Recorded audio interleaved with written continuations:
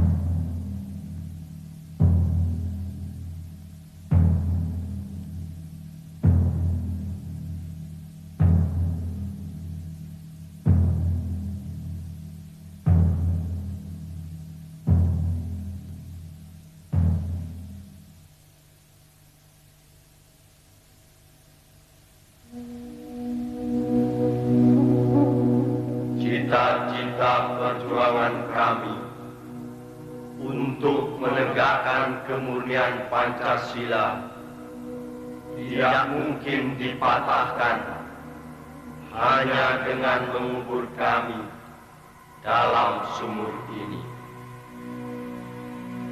Lubang Buaya, 1 Oktober 1965.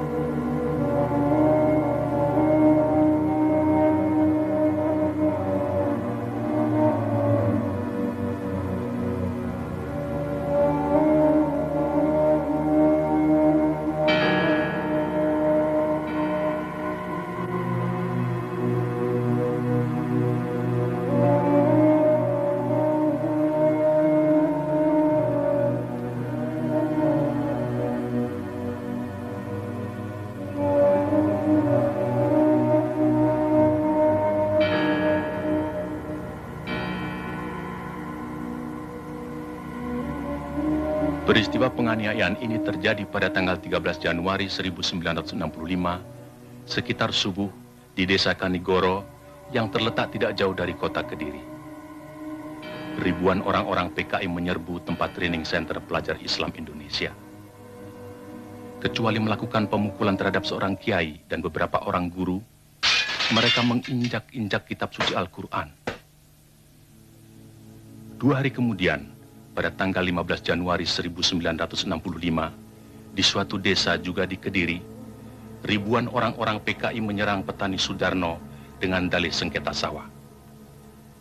Kepala desa yang mencoba meleraikan dan menengahi tidak luput pula dari pengeroyokan dan penganiayaan. Pada tahun yang sama di Sumatera Utara, terjadi aksi sepihak PKI yang dikenal sebagai peristiwa Bandar Betsi. Peristiwa ini merupakan sengketa tanah milik negara dengan kaum tani yang menggarap secara tidak sah dan sebenarnya persoalannya telah diselesaikan secara baik. Tetapi kaum tani kemudian dihasut oleh orang-orang BTI PKI untuk menduduki kembali tanah itu secara sepihak melawan pemerintah. Dalam peristiwa ini seorang petugas Peltu Sujono tewas karena dikeroyok dan dianiaya. Aksi-aksi sepihak yang didalangi PKI ini juga terjadi di Indramayu, Boyolali, Klaten, dan berbagai tempat lainnya di Indonesia. Sementara itu, sebenarnya pada bulan Desember 1964 terungkap adanya dokumen tentang rencana perebutan kekuasaan yang akan dilakukan oleh PKI. Namun oleh PKI dokumen itu dikatakan palsu dan malah menuduh balik bahwa fitnah itu sengaja disebarkan oleh lawan politiknya, yaitu Partai Murba yang Trotskist, dalam hal ini Khairul Saleh dan Sukarni.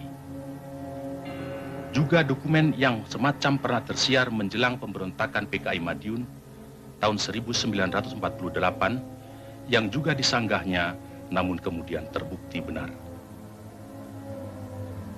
Dalam rangka persiapan gerakan perebutan kekuasaan negara, Partai Komunis Indonesia PKI membentuk Biro Khusus pada tahun 1964.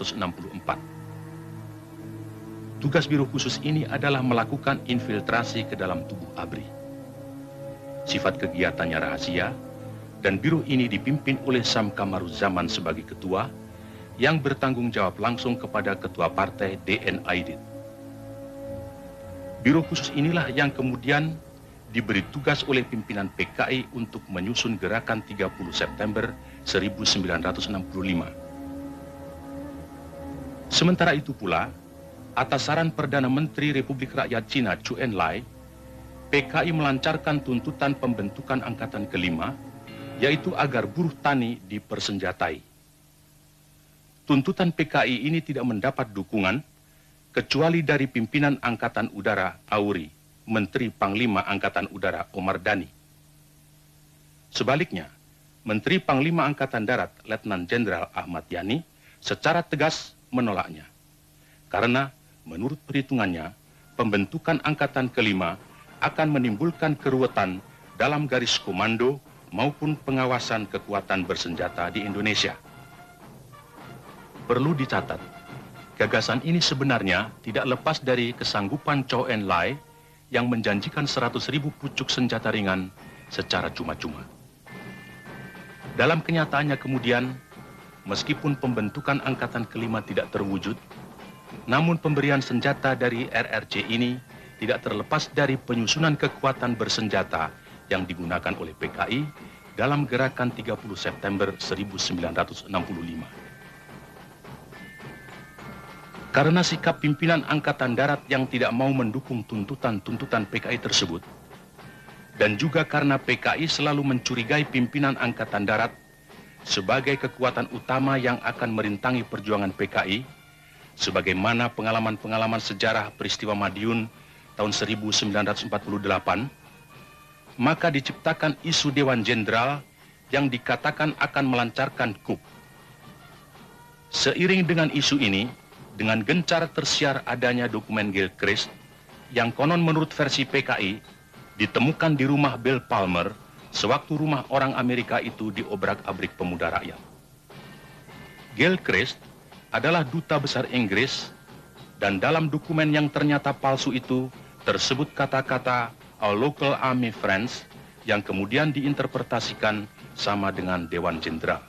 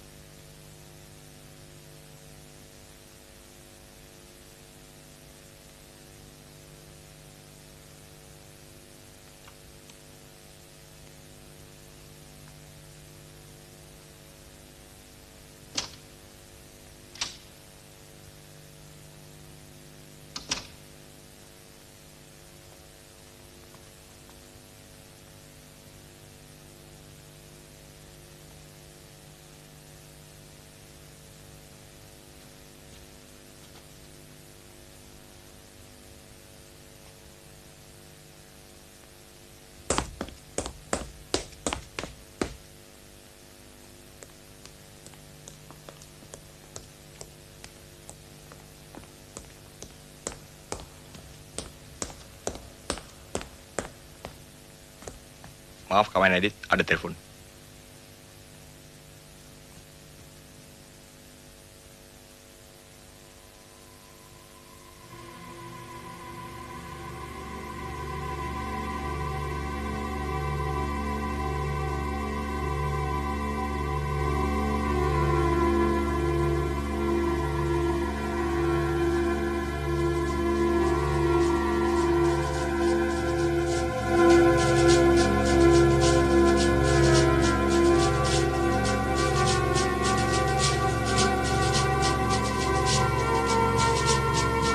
Bagaimana, Profesor Hu? 根据我们共同的诊断，苏总统的病情已经到了危险的状态。当然，这并不是说完全没有复原的希望，只是有2种可能性是对总统的议题极端不利，那就是若不全身瘫痪嘛，便是身亡。 Menurut Profesor Hu, keadaan kesehatan Paduka Yang Mulia Bung Karno cukup kritis. Tentu saja bukan berarti tidak ada kemungkinan sembuh. Tapi dua kemungkinan yang terburuk akan bisa menimpa Paduka, yaitu kemungkinan lumpuh atau meninggal.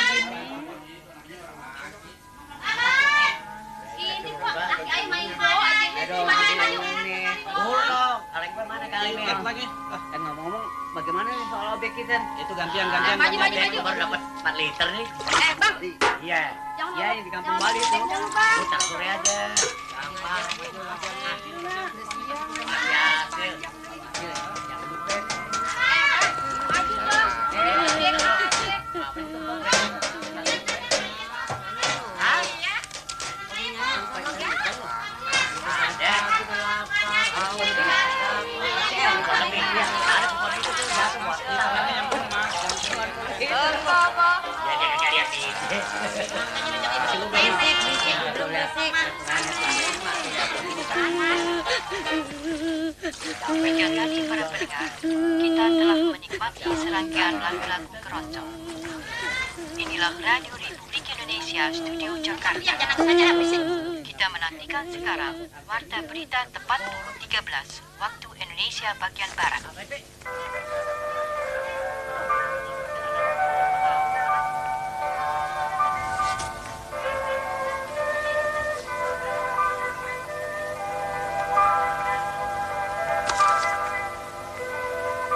Beras sekarang mahal sekali, Pak.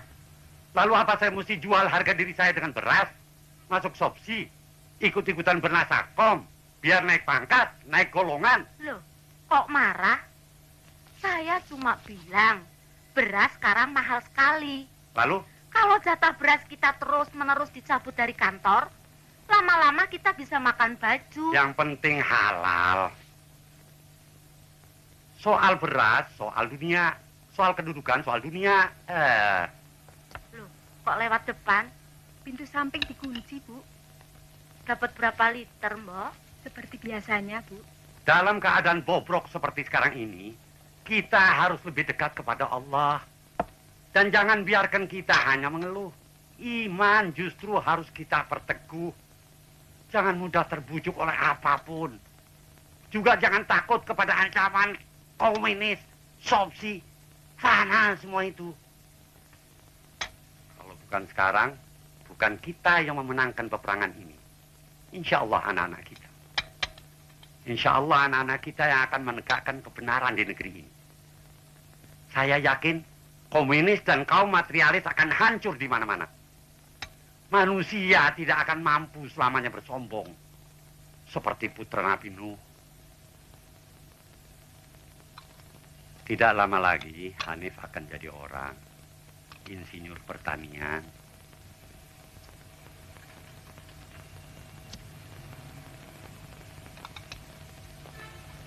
Insya Allah dia akan menjadi salah seorang di antara pemuda-pemuda yang akan membangun negeri ini dalam keimanan.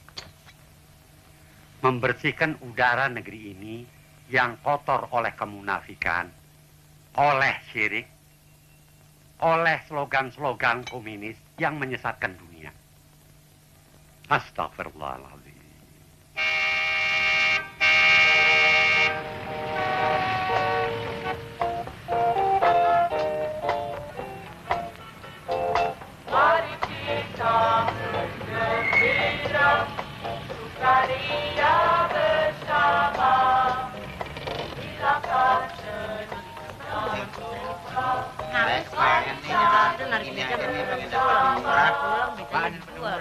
Beras.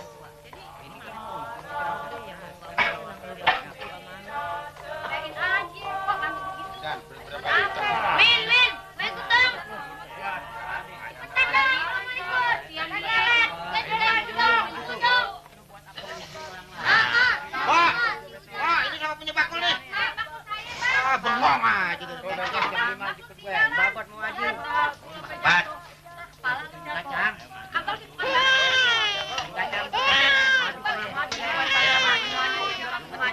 Mau diapain tuh? Diam lu. Anak kecil mau tahu aja. Di belakang nih, jempet aja.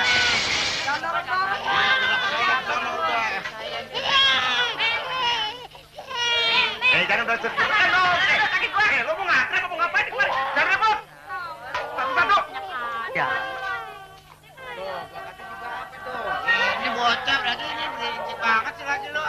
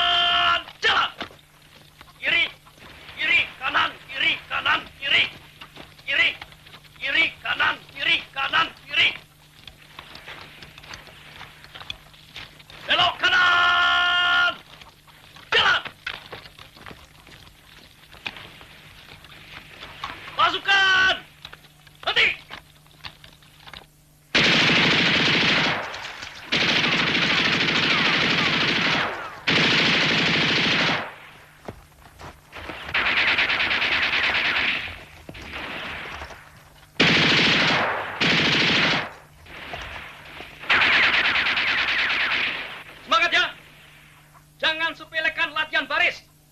Dikiranya baris itu nggak penting. Sebelum bisa nembak, itu harus bisa baris dulu.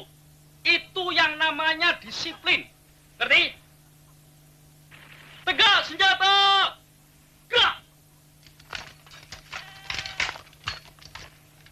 Masih juga salah. Lah wong baris aja nggak becus loh. Lah kok mau nggak nyanyi goblok. Jangan kelamun. Udah senjata! Gerak! Hadap kanan! Gerak!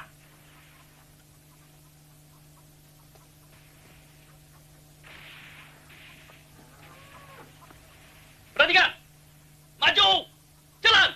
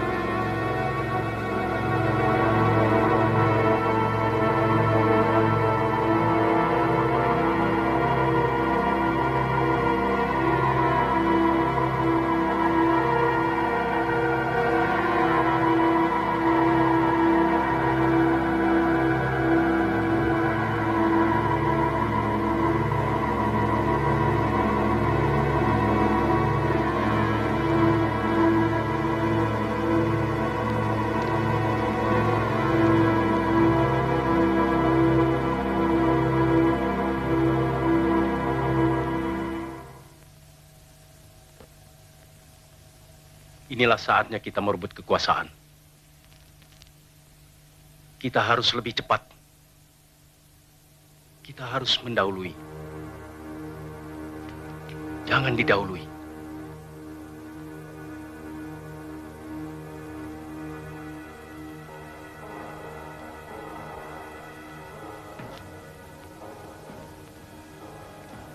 Menurut kawan Aidit, isu Dewan Jenderal yang berhasil kita hembuskan harus terus kita sebarkan secara lebih gencar sampai masyarakat betul-betul yakin bahwa isu itu benar. Sementara itu, kita harus terus mendesak Bung Karno untuk membungkam lawan-lawan kita. Pokoknya, pers harus mutlak kita kuasai. Kawan Sam, sekarang kita sedang memasuki tahap yang paling menentukan dan sangat gawat dalam sejarah perjuangan partai. Jangan harap jenderal-jenderal kapitalis itu akan membiarkan kita atau partai hidup begitu Bung Karno kehilangan kekuasaannya. Setelah 5 Oktober nanti, berapa lama lagi, Sam? Kurang 2 bulan lagi. Angkatan Darat pasti akan mengganyang semua kekuatan progresif